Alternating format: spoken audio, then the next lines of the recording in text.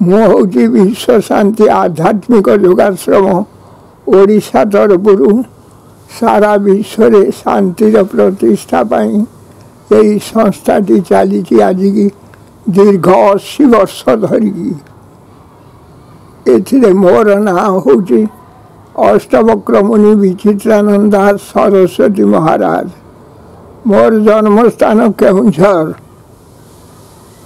ମୁଁ ଏହି ଶାନ୍ତିର ପ୍ରତିଷ୍ଠା ପାଇଁ ଏ ଦେବାଦେବୀଙ୍କ ପାଖରୁ ଅନ୍ଧବିଶ୍ୱାସକୁ ଦୂରୀଭୂତ କରିବା ପାଇଁ ଏ ଯେତକ ବଳି ବନ୍ଦ କରେଇବା ଲୋକ ଆଜ୍ଞା ମୁଁ ବଞ୍ଚିଛି, ମରିଯାଇନି।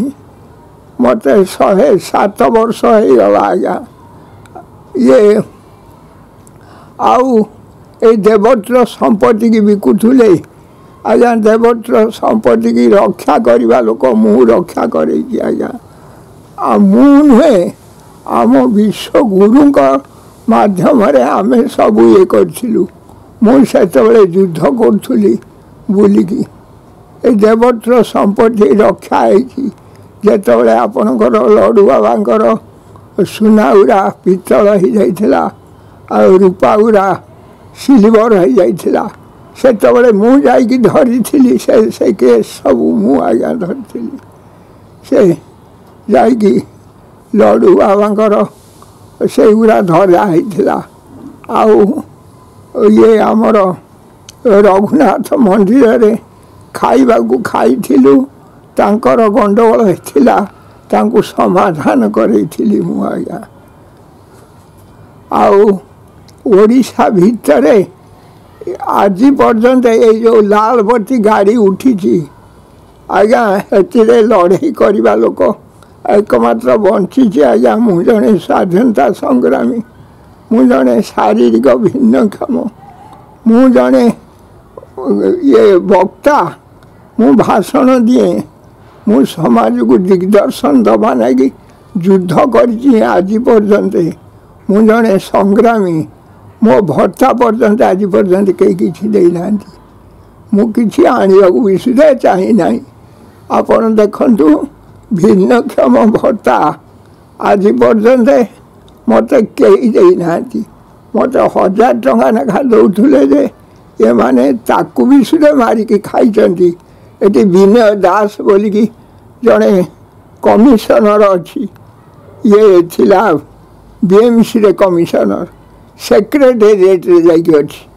ସିଏ ସେକ୍ରେଟେରିଏଟ୍କୁ ପ୍ରମୋସନ୍ କରିକି ଛାଡ଼ି ଦେଇଛନ୍ତି। ଯିଏ ଯେତେ ଚୋରି କରିବ ସେ ସେତେ ବଡ଼ ଲୋକ ହେବ ଆଜ୍ଞା।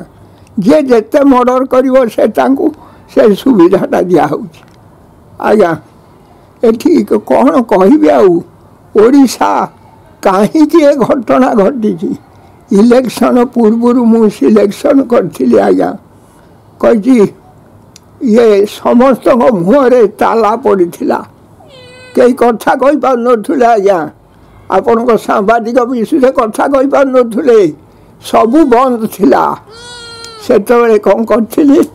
ସେତେବେଳେ ଏକମାତ୍ର ଯୁଦ୍ଧ କରିବା ଲୋକ ଏଇଠି ବସିଛି ଆଜ୍ଞା। ଆପଣ ଯାହାକୁ ସାମ୍ନା ଉପରେ ଦେଖୁଛନ୍ତି, ଏଇ ହାଡ଼ କଙ୍କାଳ, ଏଇ ଯାହା କହୁଛି ଏଇ କଥା ଶୁଣିଥାନ୍ତୁ। ଏ କଥା କେହି ଆଉ କହିବେ ନାହିଁ। କାରଣ ଦେଖନ୍ତୁ କେତେ ବଡ଼ ଇଏ ସେତେବେଳେ ସମସ୍ତଙ୍କ ମୁହଁ ଜବତ ହେଇଥିଲା। ସେତେବେଳେ ମୁଁ କହିଥିଲି ବହୁ ଯୁଗରୁ ତାଲା ମୁଖେ ଯାହା ପଡ଼ିଥିଲା, 2024ରେ ତାଲା ଖୋଲିଲା। ଏବେ ତାଲା ଖୋଲିଗଲା, 2024ରେ ତାଲା ଖୋଲିଲା। ସତ୍ୟ ଯୁଗ ଆସିଲା ଆଜ୍ଞା। ଧାନ ବାଳୁଙ୍ଗା ଅଗାଡ଼ି କାଠୁଆ ସବୁ ବଛା ଚାଲିଲା ଆଜ୍ଞା। ଏଇଗୁଡ଼ା ସେତେବେଳେ ହେଇଥିଲା। ସେତେବେଳେ ମୁଁ କ'ଣ କରିଥିଲି ନା, ଆମର ବିଶ୍ୱଗୁରୁଙ୍କର ବାଣୀକି କେହି ମାନୁନଥିଲେ। ସେ ବିଶ୍ୱଗୁରୁଙ୍କ ନିର୍ଦ୍ଦେଶରେ ଜଗନ୍ନାଥ ସେଇଠୁ ଗୋଟେ ଇଏ କଲୁ ରିସର୍ଚ୍ଚ।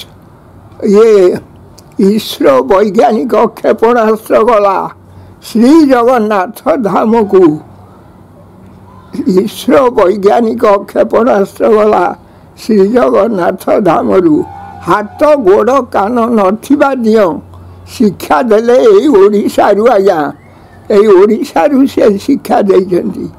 ଆଉ ନାହିଁ ସେ ଯୁଗ ଆଜ୍ଞା, ଆଉ ନାହିଁ ସେ ଯୁଗ। ଏବେ ହୋଇଛି ବାଘ, ଏବେ ଗୋଡ଼େଇ ଗୋଡ଼େଇ ବାଡ଼େଇ ବାଡ଼େଇ ସମସ୍ତଙ୍କୁ ସାବାଡ଼ କରିବ ଆଜ୍ଞା। ଏବେ ଗୋଡ଼େଇ ଗୋଡ଼େଇ ଗୋଡ଼େଇ ଗୋଡ଼େଇ ବାଡ଼େଇ ବାଡ଼େଇ ସବୁ ସାବାଡ଼ କରିବ।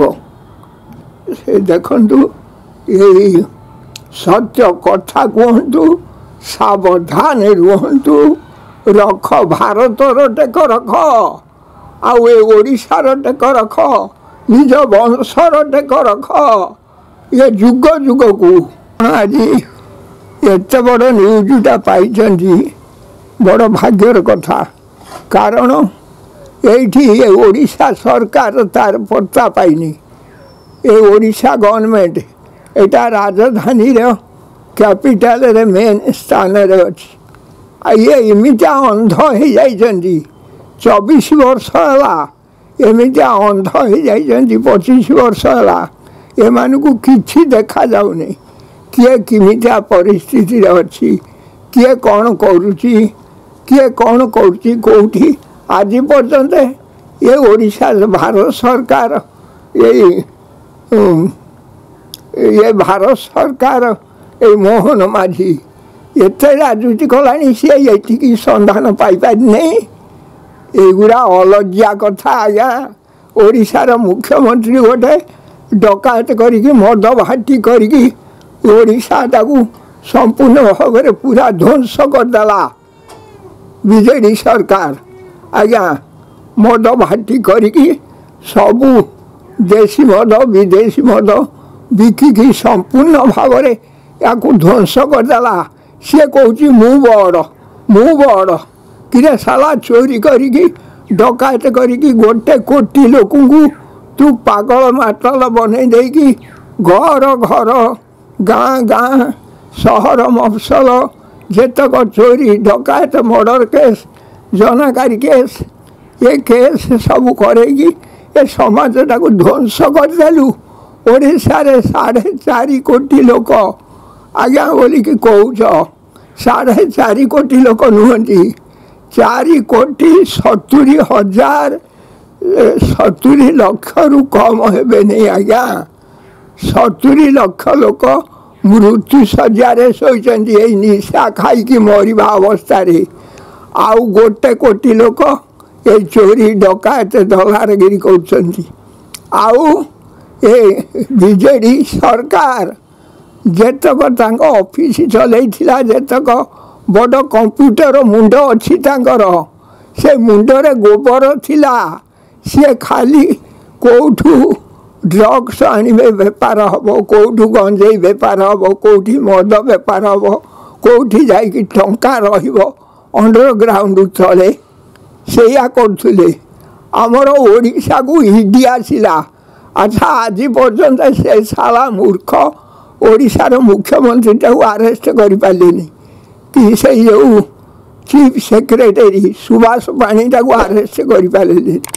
ସେ ଶଳା ନିଜ ଜାଗା ଛାଡ଼ିକି ଆସିକି ଏଠି କୋଠା କରିକି ଘର ଭିତରେ ଶୋଇଛି।